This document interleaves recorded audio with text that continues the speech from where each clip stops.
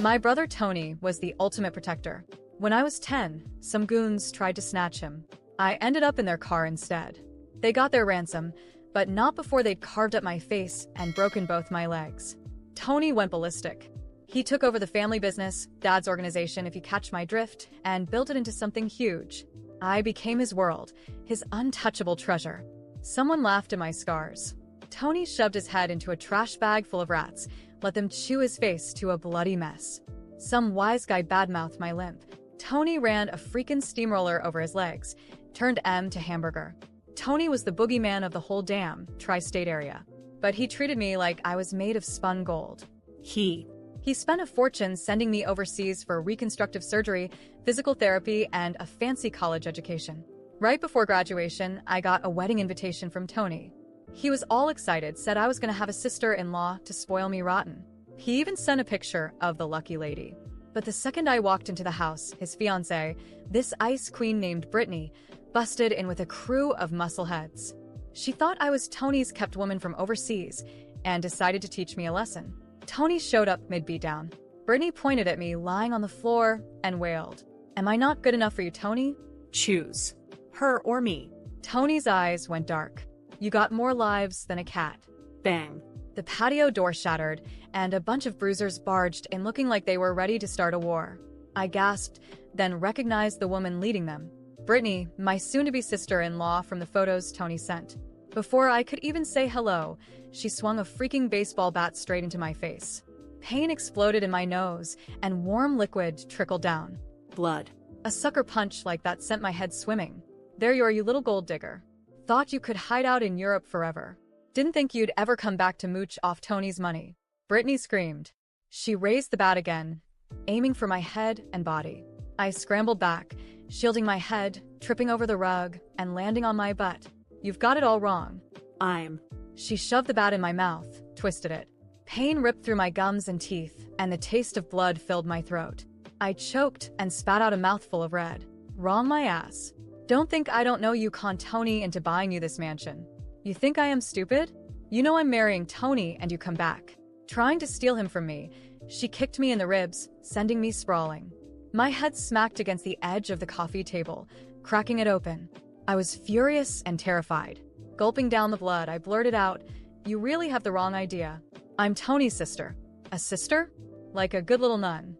But Brittany laughed sarcastically. One of her goons leaned in and whispered, "I did hear the boss had a sister out of the country, but nobody's ever seen her." Something about the accident. Brittany's sneer at my face. "Sister my ass." She doesn't look anything like Tony. Just then a woman walked in. Tony's right-hand woman. Frankie. She's been with Tony forever. She'd recognize me. "Frankie, help me." "It's me, Amy." Frankie did a double take. "Who the hell is this? How does she know me?" Frankie was hesitant, but before I could finish, Brittany smacked me hard across the mouth with the bat. Again, I clutched my bleeding mouth, unable to speak. Just a little tart who heard us talking, trying to get a leg up. Frankie shook her head. "No, she said she was Amy. Only family calls her that. This doesn't make sense." She hurried to me, grabbed my face, studying me hard. "Doesn't look like Tony's sister." My heart sank. This was my new face, the one she hadn't seen. Wait a minute. She got major surgery in Europe, didn't she? Changed her whole face. Frankie finally put it together. I nodded like a maniac, hoping desperately that she'd understand. "Yes, I'm his sister, Amy." Brittany waved her hand. "A surgery? Every chick who wants a meal ticket has that. Don't be gullible." Frankie held up a hand to stop her. "Faces can be fake. IDs can be fake. Let's find out who this really is." Two of Brittany's thugs grabbed me, ready to search me. I struggled, and she slapped me. "Hold still. You tie her up." They bound my hands. Since the accident, Tony never let anyone touch me, and he would have their hands hacked off if he saw this. Frankie was still cautious. Why beat her up this bad? What if she really is his sister? Brittany smiled weakly and offered her a cigarette. "Relax. We're getting married. He will forgive me for being protective." Frankie nodded, taking the cigarette. "True." They grabbed my wallet. Brittany snatched it open and laughed. "See? I knew it." Frankie peered over her shoulder and said, "Jennifer Smith." Then she flipped to my college ID. Jennifer Smith, not Amy. My heart went went ice cold. After the accident, Tony had my name and records changed, even moving the address of where I lived. He hadn't told anyone. I wasn't a Smith. I was supposed to be Amy Costello, and I was his baby sister. Frankie's eyes hardened. You tried to con us. Get her. They threw me on the floor, fists flying. My phone fell out of my pocket. When the screen lit up, Frankie saw my wallpaper. Her face changed in an instant. Wait, it was a picture of two and me. Frankie trembled as she picked it up. This your phone? I nodded so hard I thought my head would fall off. Brittany rolled her eyes. It's just a picture. She probably photoshopped it trying to fool us. I tried to show Frankie my texts. She unlocked my phone with my face, opening my text with Tony. Her contact name for Tony is Bro, Frankie exclaimed, shocked. Brittany grabbed my phone. Every tart calls the big guy bro to get in his wallet. Don't believe her. She scrolled again, and her face turned red with rage. He bought you a mansion. He calls you baby. He says he never wants to be apart from you. Like I said, a good little whore. But she doesn't know her place. Tony loved me since the attack. He never wanted me to go overseas again. Ever since, no one touched me. But here I was, being beaten by his fiancée, unable to call for help. My heart broke and I sobbed and Frankie frowned. She's got the princess thing down. Let's double check. Maybe he's nuts about his sister. If this is her, we're screwed. Brittany agreed. Fine. I'll call him. If she is Tony's sister, fine. But if she ain't, her face went ugly. She's gonna regret the day she was born. She ordered her goons to gag me and called Tony. Hey, babe. You said your sister was coming for the wedding. What day is she flying in? I want to get her a present, so I can welcome her. Tony answered. She's flying in tomorrow night. A chill ran down my spine. I changed my flight to surprise Tony. And I was here now. Brittany glared at me. If she hung up, it was over. I bit down on my gag as hard as I could. The goon yelped and let go. Tony, help me. I screamed at the top of my lungs. Brittany's face went white. She kicked me, putting her heel on my mouth. That's just the TV, my love. Amy comes tomorrow night. The phone went dead, and I felt hope fade. Her heel ground into my mouth harder and harder. Bitch trying to screw me. I almost believed you. Her eyes met mine, filled with jealousy. He already decided to marry me, but he still bought you a house. I will make you hurt. She pulled back her leg. The boss always takes care of his women. Since he likes her, let's let her live. You'll be his wife, and he'll pay her money. Frankie agreed. You can be the boss, and he will have some fun. I wanted to curse them. How could they think Tony and I would ever have something beyond a brother and sister? I hated Brittany for thinking that she was everything Tony always warned me about. Once I saw him, I would make him call off the wedding. Brittany saw the rage in my eyes and exploded. You want to mess with me? I will make you hurt. She grabbed a knife and slashed my face. No. I screamed in pain, but Brittany didn't stop. When you're ugly, Tony will only love me. Each cut was like being stabbed in the gut. It took 3 years of surgery to make my face right again. And she was going to ruin it. You're dead. I whispered and Brittany laughed. Screw you, bitch. She sliced my lips and I felt them split open. Brittany pulled back the knife. She stepped back and I heard a voice. Boss, what are you doing here? It was Tony. Tony was here.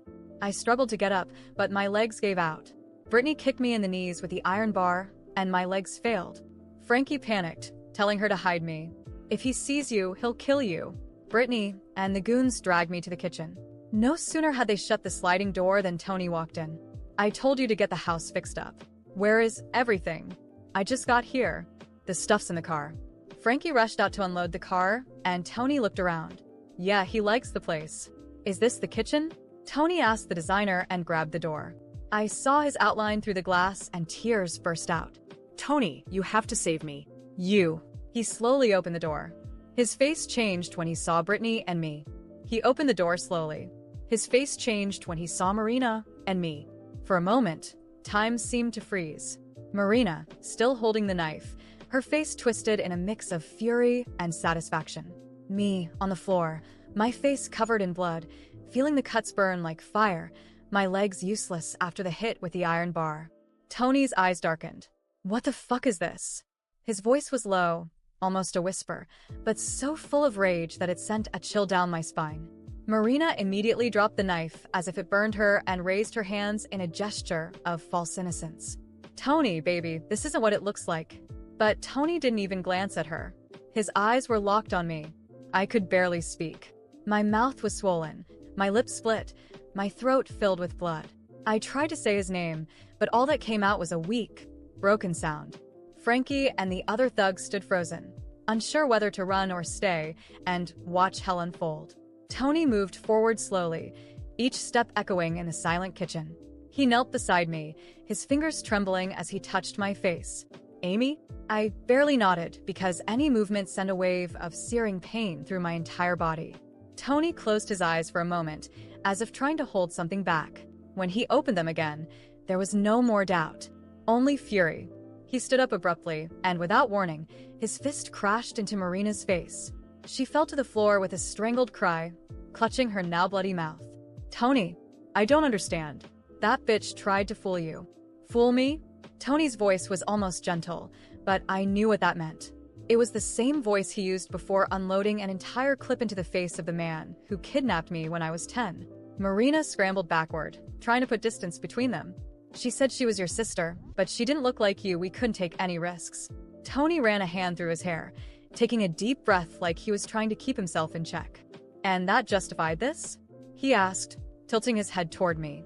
Frankie, who had been silent until now, took a hesitant step forward. Boss, we made a mistake. She changed her face after the accident. We didn't know. You didn't know? Tony let out a hollow laugh. So, because you didn't recognize my sister, you decided to beat her half to death? Tony, please, Marina whimpered, tears spilling from her eyes. Shut up, he said, his voice sharp as a blade. Marina sobbed, but no one moved to help her. Frankie looked down. Everyone in the room knew they were screwed. Tony bent down again, lifting me in his arms with more care than I thought possible. My body screamed in protest, and I let out a weak, pained sound. You're gonna be okay, Amy, he murmured, his voice soft, completely at odds with the fury in his eyes. But I wasn't okay. I had never been more broken in my life. Tony gently placed me in a chair. Then he straightened up, scanning the room. Close the door, he ordered. One of his men rushed to obey. Marina started crying harder. Tony, no. Please. But he didn't even flinch. His gaze turned to Frankie. Who else do I need to bury today? Frankie raised her hands, stepping back. Boss, we messed up. Messed up? Tony's voice turned even colder. And what would have happened if I hadn't shown up? Frankie didn't answer. Tony looked back at Marina. You love me, don't you? You wanted to protect me? She nodded frantically. Yes. I just wanted to make sure no one took advantage of you.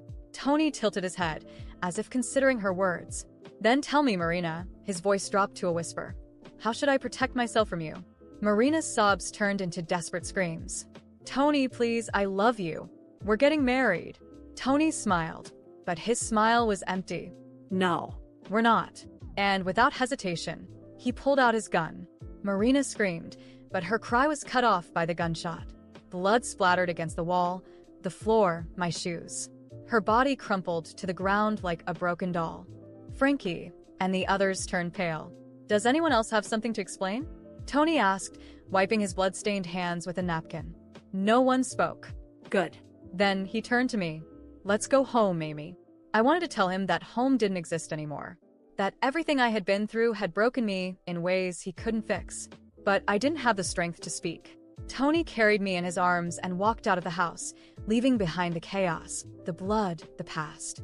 I closed my eyes and let the pain consume me. Tony carried me out of the house, and the world around me seemed to spin. The pain in my face throbbed, my legs were useless, and the metallic taste of blood in my mouth was almost unbearable. But none of that compared to what I felt inside. Rage. Betrayal. Hatred. He placed me in the back seat of the car as carefully as possible, as if I were made of glass. But I wasn't fragile anymore. Not after this. You're going to be okay, Amy, he said, his voice rough, almost like a promise. But how could I be okay? My own sister-in-law had nearly destroyed me, and the only reason I was still breathing was because Tony had arrived in time. What if he had been 5 minutes late? I would have just been another mistake to cover up. Frankie and the thugs stayed behind. I didn't need to ask what Tony would do with them. Anyone who betrayed his trust never got a second chance. The car sped off, and I rested my head against the window, feeling the cuts burn even more. They're going to pay, Tony said after several minutes of silence. I laughed, but my mouth ached. They already have. Marina has been exposed. Marina was just the beginning. I looked at him, feeling my heartbeat quicken. What else are you going to do? Tony didn't answer immediately. His fingers gripped the steering wheel, his eyes fixed on the road. Do you want justice, Amy? I wanted something bigger. I want everyone who knew about this to suffer. My voice came out cold. Tony smirked. Then you're going to love what I have planned. I should have felt guilty. Any normal person would. But I wasn't a normal person anymore. The following weeks were a blur of recovery and revenge. Tony put me in the best hospital in the city, with top-tier doctors and nurses taking care of me 24/7. But he didn't sit around waiting. While I was stuck in bed, everyone involved in my attack started to feel the consequences. Marina's thugs? Fired from every job even remotely connected to Tony's organization. None of them could find work anywhere in the city. Anyone who tried to help them received a clear message. If you protect a traitor, you pay for it. Frankie tried to flee the city, but Tony caught her first. I never touched her. Frankie screamed when Tony placed her in front of me. I was still in a wheelchair, but my expression was nothing but pure disdain. But you watched. My voice was low, but filled with contempt. And you doubted me. Tony stood still, waiting for my decision. What do we do with her? He asked. I looked at Frankie, seeing the fear in her eyes. She knew she had no way out. I'm not a monster, Frankie, I said. But you knew what they were doing to me. And you stayed silent. She opened her mouth to beg, but Tony motioned with his head. You're out. No one will ever trust you again. You'll never work in this city again. She turned to Tony, desperate. You can't take everything from me. Tony leaned in slightly. You took everything from my sister. I'd say this is fair. Frankie left, but not before hearing my final words. I hope it was worth it. Days passed, and news of what Marina had done spread. We didn't need to do anything but let her deal with the consequences. Her reputation was ruined. The wedding was officially canceled, and everyone knew why. She tried to fix things, claimed it was all a misunderstanding, but no one wanted to be associated with someone who had attacked the wrong person. And then, when I was finally strong enough to leave the hospital, Tony made sure to give me something special. This is yours, he said, handing me an envelope. I opened it and saw the ownership papers for the mansion. My name was on the document. But you spent years away, Amy. You lost so much. This house, this money, it's not a gift. It's what was always yours. I sighed, holding the document. Tony would never let anyone take anything from me again. And when I finally returned to that house, I found no more ghosts. Marina was gone. The traitors had fallen. And me? I was stronger than ever. No one really knows how much of what Tony said was true. All I know is that none of the people involved that night were ever seen again. No trace of Marina, Frankie, or the thugs who hurt me. It was as if they had vanished into thin air. I asked Tony multiple times what had happened. He never gave me a clear answer. He would just give me that cold, unreadable look and say, "You don't need to know. You just need to know that you're safe now." I was supposed to feel relieved, right? To know that they would never have the chance to hurt me again. But it unsettled me. It felt like a part of my own story had been erased without my control. And Tony became even more protective after that night. At first, I understood. He had almost lost me. Of course, he would be on edge. But what started as concern quickly became suffocating. I couldn't go anywhere without him knowing. There were always bodyguards following me, even when I told him I didn't need them. I couldn't take a taxi alone, travel without his approval, or even go shopping without one of his men lurking nearby like a shadow. I tried to ignore it. I told myself he was just looking out for me. But over time, I realized it was more than that. It was control. And the worst part? It extended to who I let into my life. If I started dating someone, Tony would dig into their entire background, where they lived, who they worked with, if they had any past issues. If he didn't like what he found, and he never liked what he found, those men simply disappeared from my life. At first, I thought it was coincidence. Then I realized the truth. Tony was pushing them away. You deserve better, Amy. They weren't good enough for you. And who decides that? I do. That was the moment I understood. No matter how much time passed, to Tony, I would never stop being his untouchable sister, the little girl he needed to protect from the world. But I wasn't a little girl anymore. I had recovered. I was walking again. My face no longer looked the same, and all I wanted was one thing: to live. But Tony couldn't accept that. And that's when I realized there was no place for me in the life he was trying to build for me. If I wanted freedom, I had to take it for myself. And so I did. It took me months to plan everything. I couldn't just walk away and expect him to accept it. I had to be strategic. So little by little, I started pulling away. I made friends outside his circle, saved money in an account he couldn't track, and when the day came, I left. No messages, no calls, no traces. I simply disappeared. I took a flight to a place where Tony had no influence over my life. For the first few days, he tried to find me. He called endlessly, sent messages, even showed up at my old house. But I wasn't there. He sent his men to track me down, but this time, I was ready. I hid in places he couldn't reach me. And for the first time in his life, Tony had to accept that I was gone. I never hated him. Deep down, I knew he believed he was protecting me. But what he never understood was that protecting me didn't mean locking me up. I just wanted to be free. And now, finally, I was